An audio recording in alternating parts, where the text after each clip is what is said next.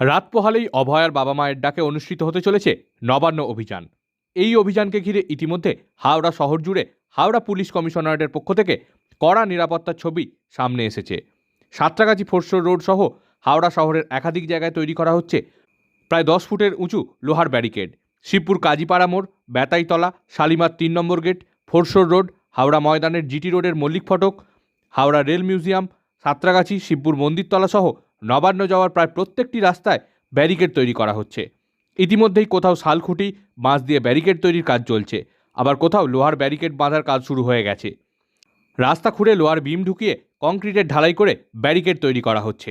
Police সূত্রে খবর, ব্যারিকেডের আশেপাশে জল কামানো মজুদ রাখা হবে। এছাড়াও ড্রোন এবং সিসিটিভিতে চলবে নজরদারি। বিভিন্ন পয়েন্টে রাজ্য পুলিশের আইজি, ডিআইজি পদমর্যাদার আধিকারিকদের পাশাপাশি হাওড়া সিটি পুলিশের পদস্থ কর্তারা নিরাপত্তার দায়িত্বে থাকবেন। হাওড়া পুলিশ কমিশনারেটের পাশাপাশি রাজ্যের বিভিন্ন পুলিশ জেলা থেকে প্রচুর পরিমাণ পুলিশ আনা হচ্ছে।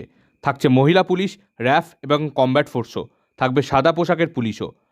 শনিবারের নবান্ন অভিযানকে ঘিরে কঠোর নিরাপত্তার ব্যবস্থা করছে পুলিশ প্রশাসন।